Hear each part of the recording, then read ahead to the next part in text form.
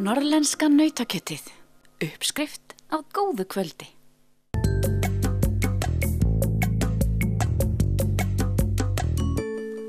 Við erum stödd á æfingasvæði Skotfélags Húsavíkur. Svæðið rétt ofan við bakka þar sem verið að reisa stóriðju PCC. Æfingasvæðið talið eitt hið besta á landinu, enda töluverður áhugi á skotfimi á Húsavík og starfsemi félagsins öflug. Þegar við á N4 litum við, voru nokkrir félagar að æfa sig. Þetta mjög öflugt félag og telur milli 60-70 manns og þetta gamalt félag og rótgróið. Stofnaði 1964 fyrst á nokkrum framtaksömmum mönnum og ætlunin var þá að þetta var hugsað sem kannski einhver samtök fyrir menn sem voru stundar rjúpnaskyttir í og leigja þá saman einhver veiðilönd. Svo æxlast þetta bara í það að menn fara að skjóta hérna bara í mark og félagið svo endurvakið 25 árum seinna, 1988 og þá verður þetta bara skotfélag, svona alhliða skotfélag þar sem skotnar leirdúfur og rifflar og félaginu vex svo fiskunum hrygg og við stækkum þetta og ráðumst í að byggja hér mjög góða aðstöðu fyrir bæði leirdúfu og síðast en ekki síst riffilmenn og nú sitjum við hér í nánast glænýju 50 fermetra riffilhúsi sem afar gott. Svona ef þú mátar aðstöðuna við aðstöðu annarra félaga í landinu? Mjög góð á landsvísu, með þeim betri held ég sé alveg þetta að segja og þá ég ekki að gera lítið úr öðrum en við erum ánægð með það sem við höfum. Hvers konar týpur það sem að velja sér þetta sport? Já, það alltaf sé ekki svona langstærstum hluta veiðimenn sem eru í þessu og það alveg við hérna. Þetta mest allt veiðimenn, bæði í haglabyssugreinum og riffilskotuminni. Ekki margir sem að öfunda ykkur af þessari aðstöðu hérna? Jú, ég held að sé alveg ótt að segja það. Stór mót hafa verið haldin á Húsavík. Í fyrra var haldið Íslandsmót og nýverið var haldið Jónsmessumót, þá var keppt að næturlagi. En hægt að stunda skotfimi allan ársins hring? Já, það á nú alveg vera hægt. Auðvitað tekur það aðeins með af landslægi og aðstæði með veturinn, hversu snjóþungt og svona. Við hefum verið þótt ótrúlegt sé. Þá lítill snjór hérna á þessu svæði hérna við rættir Húsavíkurfjalls og við höfum getað skotið hérna til dæmis í riffli allt árið.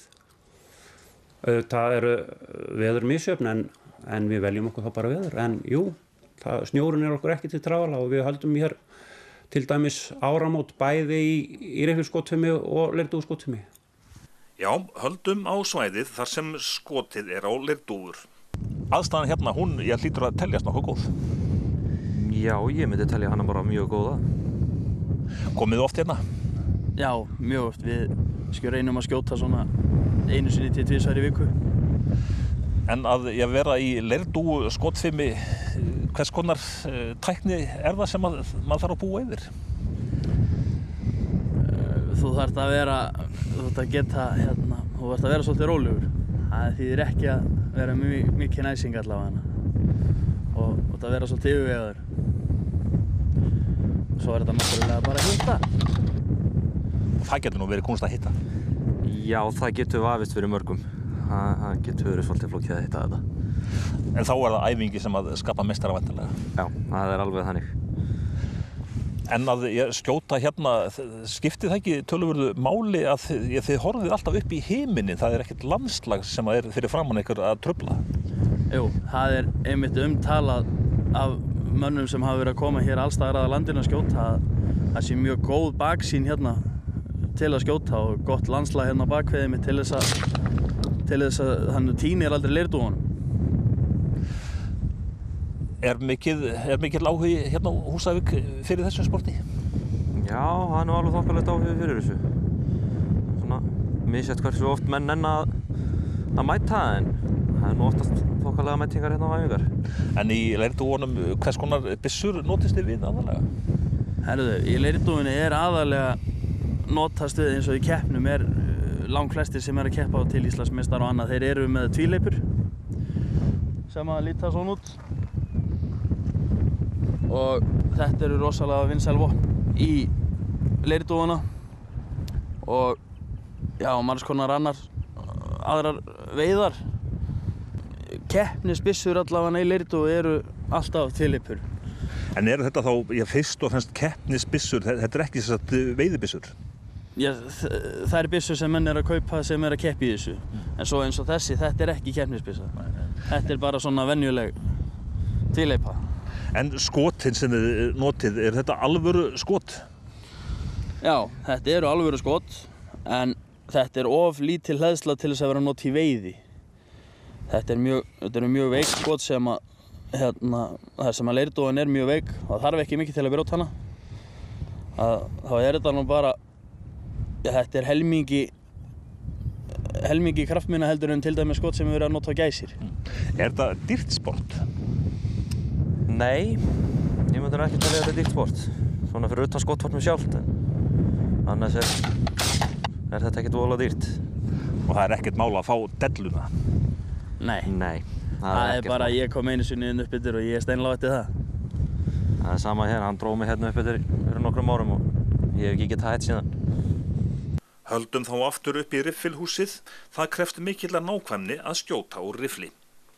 Jú, þetta er það. Þessi rifflar svona til dæmis eins og þessi, þetta eru afar nákvæm verkfæri og mikil nákvæmnisvinna við að smíða þetta. Reyndar er þetta kannski ekki eiginlega skilningi smíði, heldur er þetta samsetning á byssunni sem krefst mikillar nákvæmni. En sem betur fer þá eigum við frábæra byssusmiði, 3-4 hérna á Íslandi sem að ég myndi telja að væru alveg samkeppnisfærir á við þá sem eru bara bestir, til dæmis út í Ameríku. Þaðan sem þetta sport nú held ég upprunnið, þetta svo kallað bench-rest. En hérðan sem sagt úr húsinu þá skjótið á skífur með svona mismundi vegalendum? Já, í þessum hérna geira þá er þetta nú einskorðast þetta við 100 og 200 metra en við höfum lengri braut sem hún nær út á 400 metra og auðvitað geta menn skotið með alls konar rifflum á þar til gerð skotmörk á þeim færum og svo síðast en ekki síst erum við hérna með 50 metra sem er hérna næst okkur og það er ætlað svona fyrir þá sem eru kannski að byrja í þessu með litla riffla og við mögum ekki gleyma þeim líka að þeir eru væntanlega upprennandi skyttur og sennilega byrja allir með litlu rifflana.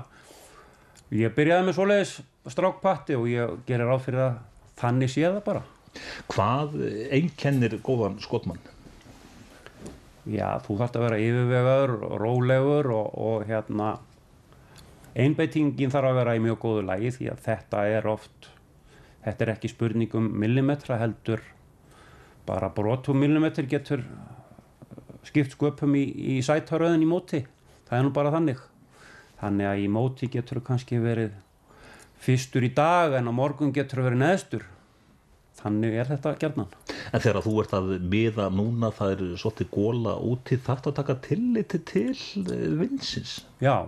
Við notum vindrellur sem nú sjást nú kannski hér út á brautinni og vindurinn er nú líklega stærsti faktorinn í þessu dæmi að það kannski segir sig sjálft ef það er mikill hliðavindur þá þarftu að gera ráð fyrir vindinum og til þess notum við vindrellur svona til þess að reyna að meta vindinn og það getur bara haft mikið að segja hversu vel og rétt þú lest vindinn þegar þú ert að skjóta. Auðvitað er alltaf auðveldast að skjóta í logni. En eins og stundum sagt, þá er vindurinn vinuðinn í þessu sporti.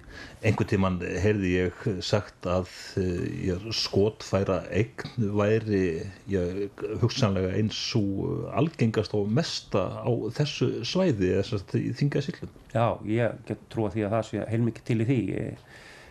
Veiðimennska hér er rótgróin í áratugi aftur í tíman og menn stunduðu hérna mikla veiði það voru selveiðar og það voru refaveiðar og allt þar á milli og ég geti trúa því að byssueign á Íslandi sé einna mest per haus í Þingeyjarsýslum og Húsavík.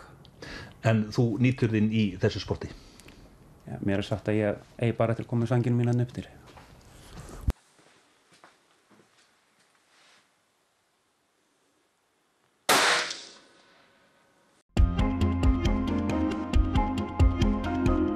Norðlenska nautakjötið. Uppskrift af góðu kvöldi.